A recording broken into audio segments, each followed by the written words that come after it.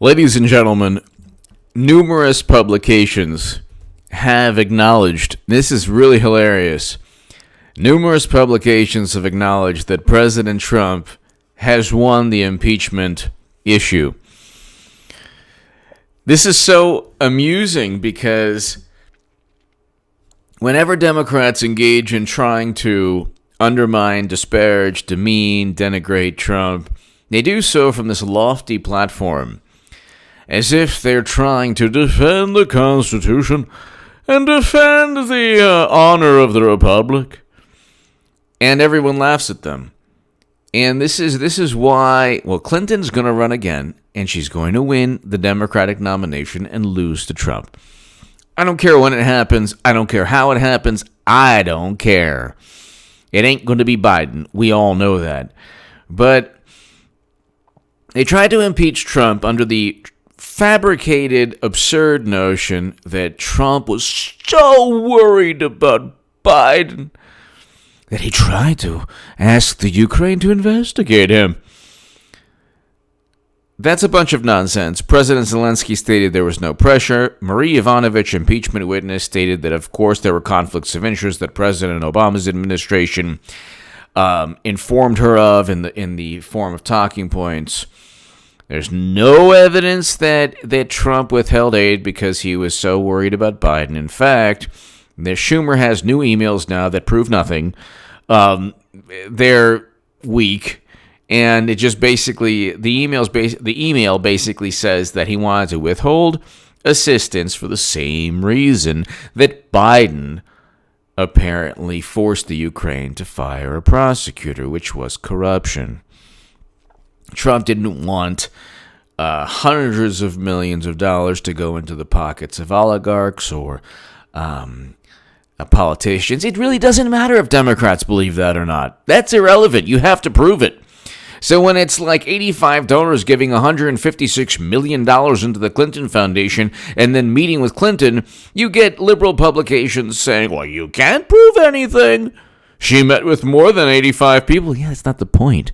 The point is that 85 donors gave $156 million, according to the Associated Press. And they met with Clinton. We can go Uranium One, Boeing, Haiti.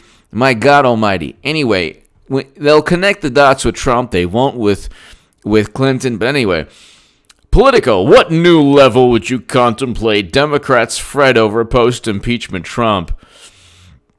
They know he's won. They know. Pelosi knows he's won. So when the Daily Beast wrote, I did a segment on H.A. Goodman's other channel. Check it out. I'll put it below in the pinned comment or in the description. They know he's won. They have already admitted defeat. They have already basically acknowledged that this impeachment has been an utter catastrophe, a political debacle. This is like the Waterloo of impeachments or political stunts or ploys. To Democrats are like, Napoleon won at Waterloo, right? That was a victory. It's like, no, it wasn't. You don't know anything about victories or losses, but anyway. What new level would you contemplate? Democrats fret over post-impeachment Trump. Quote, I think his behavior will get more extreme going into. Don't you love how Democrats view him like a child, like Trump? He's like, your behavior needs working on. Said Virginia Tim Kaine. Oh yeah, he was part of a winning ticket. No, he wasn't. And then he goes, he will commit things that many Americans, okay, that many Americans, including undecided independents, will find offensive. No, actually, independent voters are like overwhelmingly for Trump, or at least they're for Trump. Whether they're impeachable offenses, I don't know. So what they're saying now is they're moving the goalposts. See, there's a stadium, and Democrats move the goalpost to like 10 miles outside the stadium. So they always change the narrative, the propaganda spin, the fantasy that they have. You know, Trump, he worked with Russia. Well, then why didn't you put that in the articles of impeachment? Oh, that's right. Oh, that's right, because you were making things up, and you fabricated an investigation, and John Durham and William Barr are going to indict people. But they're like, oh, well, he worked with Russia to hack the DNC to inform the country that Bernie was cheated, thus forcing Debbie Wasserman Schultz to resign, but miraculously giving Clinton the popular vote. How did they oh, yeah, Russia interfered in the election? How did Russia interfere in the election if Clinton got the popular vote? That's what I would like to know. Can Democrats name one Facebook ad that people saw in swing states? Can they name one swing state that was influenced by Russian propaganda? No, they can't. But anyway, Democrats have spent at least 3 months trying to rein in what they see as President Donald Trump's flagrant and latest abuse of power. This is so funny.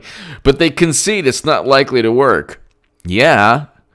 The president, they say, is not going to change. What? He's not supposed to call people on the phone anymore? What? Not because of a legacy-tarring rebuke. A legacy-tarring rebuke? Yeah, it's Politico, Washington Post, New York. Politico is like a million times better than the Washington Post or New York Times. A million times better. A million times better, but still part of the establishment. Not because of a legacy-tarring rebuke. The impeachment wasn't legacy-tarring. If anything, it made him like a folk hero. A folk hero. Not because of an expected impeachment acquittal. Nice. And in their eyes, he may even get worse. Democrats are expecting a post-impeachment Trump who is unburdened, feeling immune from penalty. Exactly how they feel he's always behaved. I love how, he's like this bronco, and he's like this stallion that they have to, what was that movie? They have to rein him in, oh, this is Trump. Record low unemployment. We have to stop this, man. Peace between North and South Korea. First Step Act. Oh, my God. Going up against the intelligence community. We have to rein him in. We have to corral Trump. The Orange Menace is bucking around. Oh, my God. It's like they went after him and fabricated with a Steele dossier that said he enjoyed bodily fluids raining down upon him. This is the fantasies of Bill Clinton they put in a dossier and they blamed Trump over, and then they couldn't win on that.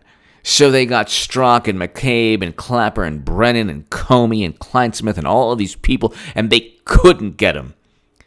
And he's still... Then you got everyone at CNN, MSNBC, the Washington Post, the New York Times. They still couldn't get him. Then you got De Niro and Hollywood and everything. They still couldn't. And you got the music industry. Nobody can touch the man. And it's not because he's supernatural. Although maybe he is. No, I'm joking. It's not because he's supernatural. And it's not because he is some kind of mythic figure. He doesn't need to be president. He's already a billionaire. He's doing it because he loves the country. Now, you can disagree with him. You can say that you don't like his personality. Fine, that's fine. I would like him to lay off and not go after women, even if women, insult him or go after him politically. For me, I know that some people HA, it doesn't matter, everyone's equal. I still believe that it doesn't translate well to go after, to disparage, a woman on Twitter. It doesn't go. It's not politically a good thing. I would rather. It doesn't matter who goes after him. If she's a woman, I would rather Trump not respond. That's just me. Okay, but again, it doesn't matter what you think of his personality. The fact that he doesn't need to be president, he's already a billionaire. He doesn't need... Politicians want money. People who have money, they don't really need politics. He's doing this because he loves the country. It's the truth. Now, look at what's taking place. Record low unemployment, wages up, record highs in the stock market, 300,000 manufacturing jobs lost under President Obama. What else? We can go on. Record low Black and Latino unemployment, record highs in the stock market, I said. He's addressing the $400 billion trade deficit with China without the Trans-Pacific Partnership. He's scaling back U.S. foreign policy, whereas Clinton would increase our involvement everywhere on the planet. And now they've impeached him, and he basically just, shrugged it aside, shoved it off. And they're like, oh no, we impeached him, and they're still not happy. Like Chuck Todd is like, this is a person, why are people cheering for him? Because they love it. The average American, even if the person doesn't like Trump. Now listen, I actually like Trump's personality. I do. There's certain things, like I mentioned a couple minutes ago, I wouldn't, like if it's a woman, I don't want him to go after the woman, but I like Trump's personality.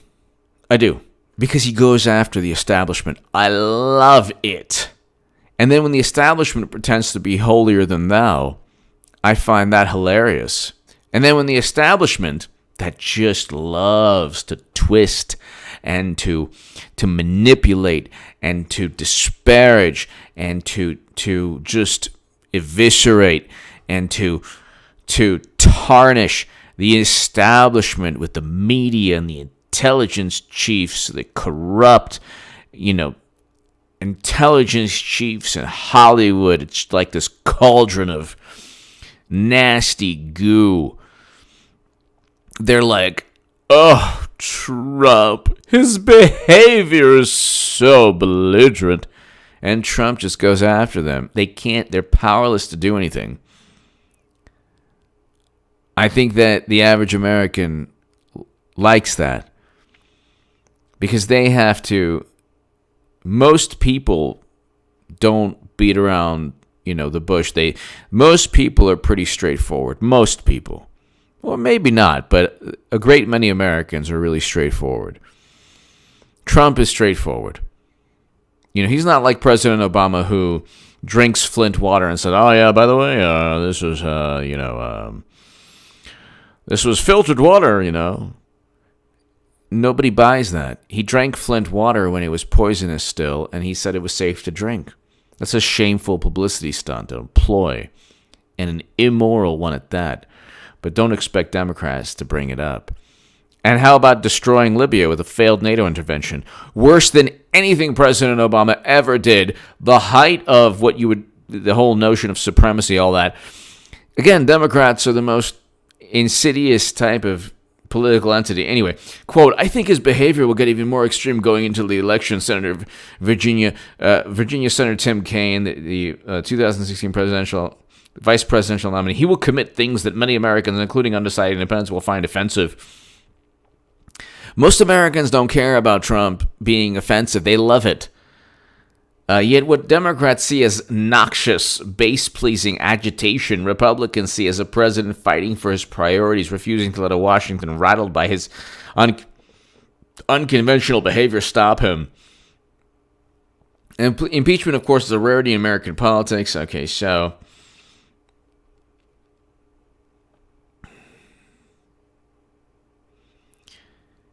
the never-back-down attitude came through last Wednesday night when Trump took the stage at a raucous rally in Michigan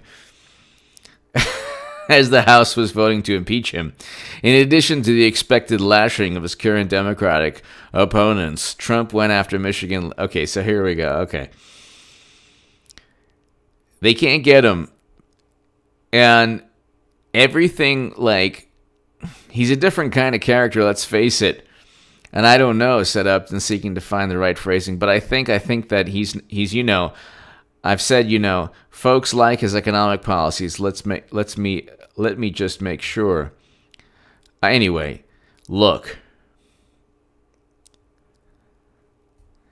Trump did not apologize, it ends.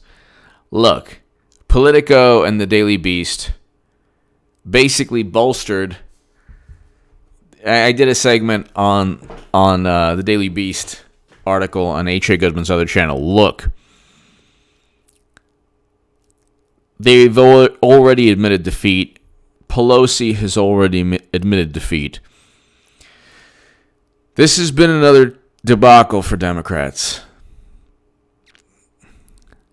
This whole year, it's fourth and goal, and the Trump defense is really good. We're talking Ray Lewis. We're talking Lawrence Taylor. We're talking Derek Thomas as linebackers. We're talking Reggie White, Howie Long, Dan Hampton on the D-line. I mean, who else?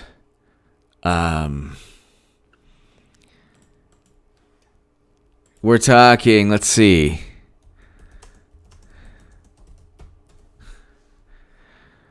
We're talking Deacon Jones also on the D-line. I mean, you have Deacon Jones, Reggie White, Dan Hampton, and who else did I say? Howie Long. And Bruce Smith. That's fun. Oh my God. And then you have Ray Lewis. This is the Trump defense. Then you have Ray Lewis, Lawrence Taylor, Derek Thomas. Oh my God. And then you have Deion Sanders, Ronnie Lott, and who else? Roy Woodson. I mean, just think of that defense. Think of that. And then Troy Polamalu. This is like a dream defense. Okay?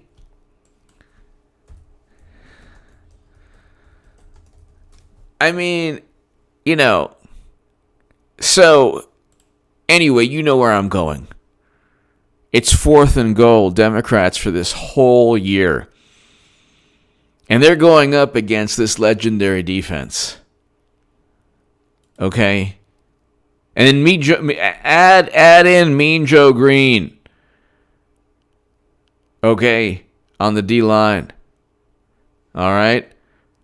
I mean, how are you going to, add in Dick Butkus for linebacker? Whatever, you can substitute. All right? How are you going to even possibly score on that defense? That's Trump's defense. Okay? And then you got Nadler and Schiff in the backfield, along with Emperor Swalwell at quarterback. So then you do the math. Give me your thoughts below. They know they've lost to Trump again, and it's hilarious. And Pelosi knows also. Give me your thoughts. Thank you.